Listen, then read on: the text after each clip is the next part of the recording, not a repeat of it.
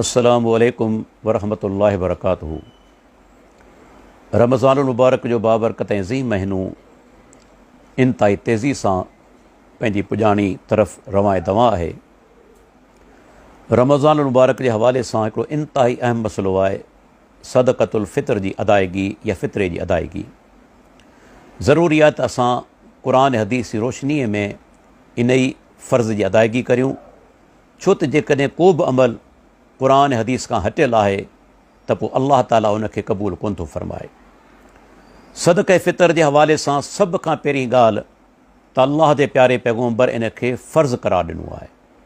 जी हदीस जे अंदरि अल्फाज़ मौजूदु आहिनि, फ़र्ज़ रसूलुल्लाह सल्लल्लाहु अलैहि वसल्लम ज़कातुल फ़ितर।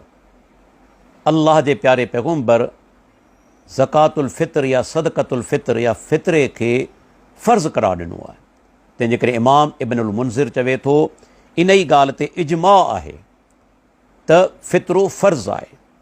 इमाम शाफ़ी, इमाम मालिक, इमाम अहमद बिन हंबल इहे बि चवनि था त फ़ितरे जी अदायगी मुसलमाननि ते फ़र्ज़ु आहे। हाणे केरु फ़ितरो अदा कंदो? पाण सगुरा फ़रमाइनि था, हदीस आहे सही बुख़ारी जी, आज़ाद ते बि फ़ितरो फ़र्ज़ु आहे। बानू, मर्द, औरत, नंढो वॾो, मुसलमाननि मञा। ग़ैर मुस्लिम ते इहा शइ फ़र्ज़ु कोन्हे। मुसलमाननि मञा आज़ादु हुजे, बानू हुजे, मर्द, औरत, नंढो या वॾो, उन्हनि ते ज़कातुल फ़ितर या सदक़तुल फ़ितर जेको सो माना फ़र्ज़ु आहे। हत्ता कि इमाम अहमद बिन हंबल रहमतुल्लाह अलैह चवे थो जेकॾहिं का औरत हमल सां आहे त मुस्तहब आहे त उन ॿार जो फ़ितरो अदा कयो वञे, अगरचे वाजिबु कोन्हे। कहिड़े वक़्तु अदा कजे? उन जो मसनून वक़्तु आहे, अफ़ज़ल वक़्तु आहे त ईद वारे ॾींहुं फजर थियण खां पोइ ईद नमाज़ जी अदायगी खां अॻु ताईं। अल्लाह जे प्यारे पैगम्बर जो फ़रमान आहे, पाण हुकुम ॾींदा हुआ सहाबा खे त ईद नमाज़ ते वञण खां अॻु में सदक़े फ़ितर अदा करियो। जेकॾहिं को माण्हू बाद में अदा करे थो त आम सदको आहे, सदक़े फ़ितर अदा कोन थींदो। अलबत्ता उलमा सैयदना अब्दुल्ला बिन उमर जे हिकिड़ी माना रिवायत मञा इस्तदलाल कयो आहे त हिकु या ॿ ॾींहं बि जेकॾहिं अॻु में अदा करे त इहो जाइज़ आहे, पर इन में को शक कोन्हे त अफ़ज़ल वक़्तु इहो आहे त ईद नमाज़ ते वञण खां अॻु में असां सदक़े फ़ितर अदा करियूं।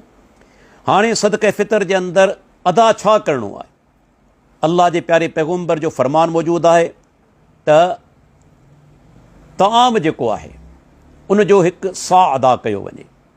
जीअं खजूर आहे या अहिड़े नमूने सां जव आहिनि, उन जो हिकु सा अदा कयो वञे। हाणे सा मापो आहे, तोर कोन्हे। हीउ हिकु बर्तन आहे। जेकॾहिं उन जो अंदाज़ो लॻायो वञे मौजूदा दौर जे हिसाब सां त तक़रीबन हिन दौर जा 2.5 किलो थियनि था। माना ईअं चइजे त हर उहा जिन्स जेका असां घर में वापरायूं था, जीअं कणिक आहे, जव आहिनि या का ॿी शइ, उन जो हिकु सा तक़रीबन 2.5 किलो हर माण्हू जे तरफ़ां अदा कयो वञे ऐं मिस्कीन जे हवाले कयो वञे। सहाबी चवे थो अबू सईद ख़ुदरी रज़ी अल्लाह अन्हु त कुन्ना नुख़्रिजु ज़कातल फ़ित्रे सान मिन तआमिन। ऐं हदीस लफ़्ज़ अॻिते फ़ी ज़मानिन नबी सल्लल्लाहु अलैहि वसल्लम चवे थो अल्लाह जे प्यारे पैगम्बर जे ज़माने में असां साहबा किराम हिकु सा जेको सो ताम जो कढंदा हुआसीं, अदा कंदा हुआसीं। हीअ हदीस दलील आहे त अल्लाह जे प्यारे पैगम्बर जो हुकुम आहे त हिकु सा अदा कयो वञे। साहबा किराम बि सा अदा कंदा हुआ ऐं किथे को सबूत कोन्हे अल्लाह जे प्यारे पैगम्बर खां या साहबा किराम खां त उन्हनि क़ीमत अदा कई हुजे। जीअं अॼुकल्ह काफ़ी मुस्लमान क़ीमत अदा कनि था, लेकिन अल्लाह जे नबी इहो कमु कोन कयो आहे, न की साहबा किराम कयो आहे, न की प्यारे पैगम्बर जो हुकुम आहे। हालांकि उन दौर जे अंदरि दीनार हुआ, दिरम हुआ, पर उन जे बावजूदि अल्लाह जे नबी ताम मञा हिकु सा ॾियण जो हुकुम ॾिनो। तंहिंजे करे यादि रखी छॾियो, मसनून तरीक़ो इहो ई आहे।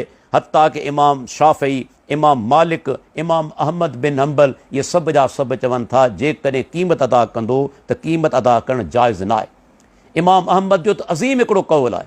हिकु माण्हू अची चयो त साईं उमर बिन अब्दुल अज़ीज़ रहमहुल्लाह जेको ताबई आहे उहो माण्हुनि खां क़ीमत वठंदो हो।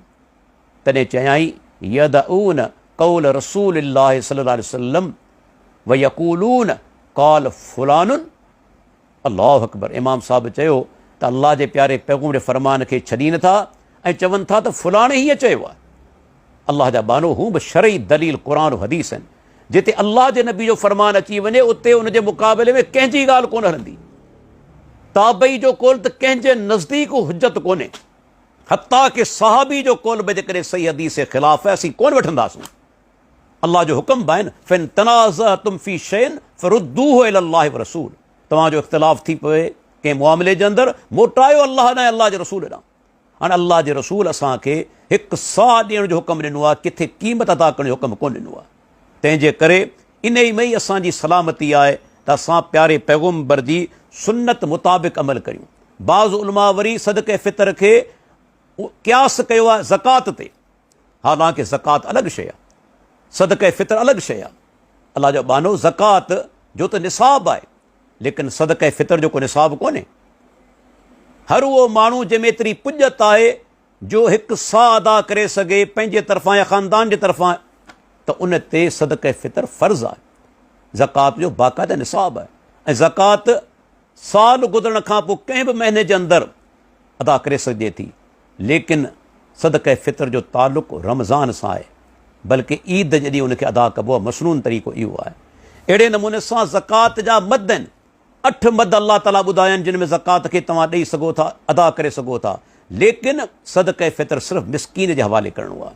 तंहिंजे करे सदक़े फ़ितर खे ज़कात ते क़यास कोन कबो, उनजो को दलील कोन्हे। हत्ता कि तव्हां ॾिसो न दौर जे अंदरि आउं ईअं चवंदुसि वॾा वॾा इल्म जा पहाड़ उन्हनि बि फ़तवा ॾिनी आहे त क़ीमत अदा करणु जाइज़ न आहे, बल्कि ताम जो हिकु साह अदा कयो वञे। ऐं नाला वठां थो शेख अब्दुल अज़ीज़ बिन अब्दुल्ला बिन बाज़ रहमतुल्लाह अलैह, उनजी फ़तवा आहे जिल्द नंबर 14 फ़तावा जे अंदरि 202 ऐं 208 नंबर सफ़ो। शेख इब्न उसैमीन रहमहुल्लाह जी फ़तवा आहे जिल्द नंबर 18 277 ऐं 278 नंबर सफ़ो। शेख सालिह बिन फौज़ान हफ़िज़ुल्लाह जी फ़तवा बि आहे संदसि मनात किताब जे अंदरि। ऐं अहिड़े नमूने सां शेख बदियुद्दीन शाह राशिदी रहमतुल्लाह अलैह बदियु तफ़ासीर जिल्द नंबर 2 324 नंबर सफ़ो। शेख अलबानी रहमतुल्लाह अलैह जो ऑडियो क्लिप मौजूदु आहे। शेख जो शागिर्द अबू इसहाक़ हुवैनी जी फ़तवा मौजूदु आहे ऐं सऊदी अरब जी जेका मुस्तक़िल कमेटी आहे बरा फ़तावा लजनतु दाइमा, उन जी फ़तवा बि आई आहे त क़ीमत अदा करणु जाइज़ न आहे ऐं उहो ई अमल कबो जेको प्यारे पैगम्बर सुन्नत मुताबिक़ आहे त ताम मञा हिकु साह जेको अदा करिणो आहे। तंहिंजे करे असांजे लाइ लाज़िम आहे असीं उहो ई अमल करियूं जेको प्यारे पैगम्बर खां साबित आहे। अल्लाह ताला खां दुआ आहे अल्लाह ताला असांखे क़ुर हदीस अमल करण जी तौफ़ीक़ अता फ़रमाए। वाख़िरु दावाना अनिल हम्दुलिल्लाहि रब्बिल आलमीन।